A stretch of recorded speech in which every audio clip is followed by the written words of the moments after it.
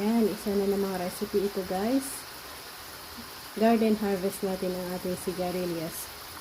Sasamahan niyo ako sa simplihang paraan at madali lang natin nalutuin ito. Isang slice ng ating kalabasa at sigarilyas. So yan ang ating recipe na gusto na namang ibahagi sa inyo. Gagawa tayo dito ng ginisa with giniling. So, pinagprituhan ng ating baboy. Mag-start tayo sa paglagay ng ating giniling.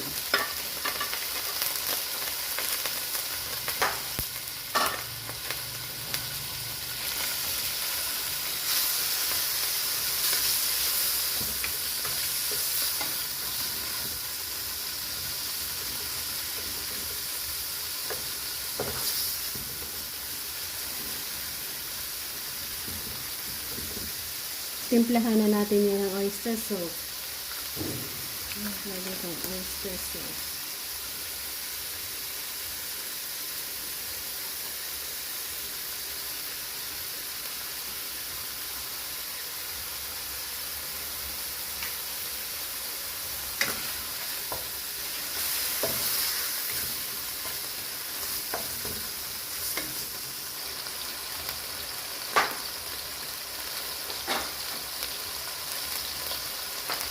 Garlic.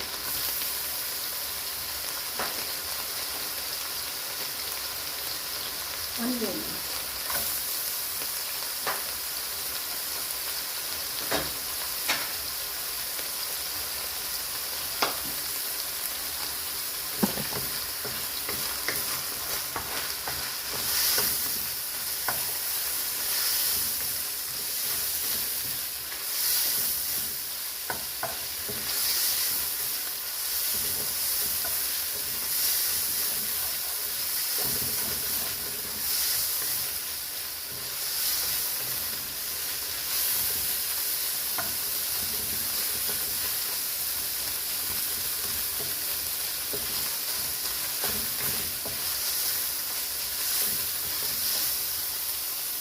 Pwede na natin ilagay ang ating kalabasa.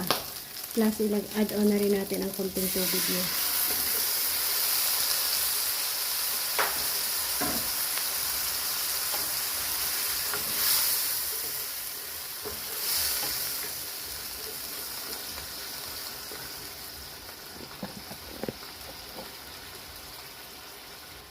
I-add na rin natin ang kamatis.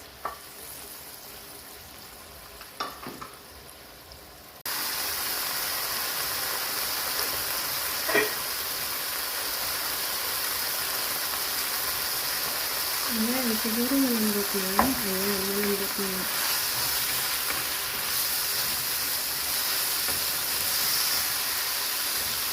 I-add natin ang sigarilyas natin.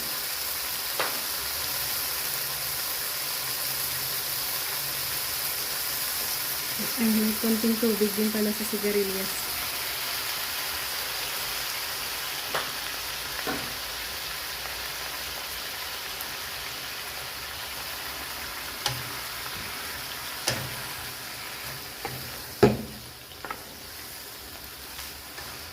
Napaka-easy lang na recipe ito.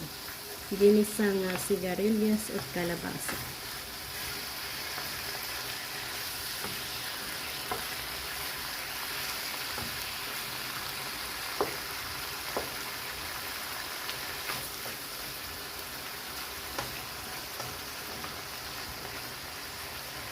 Asin.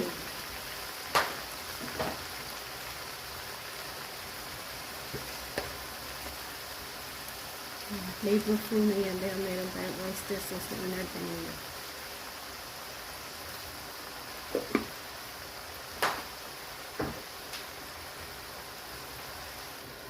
Ayan. Ayan ang gusto natin. Naibahagi ko na naman sa inyo ang paraan kung paano natin lutuin ang ating sigarilyas with giniling at kalabasa. So again guys, thank you and bless us all. Namit. Simple lang na ulam ito.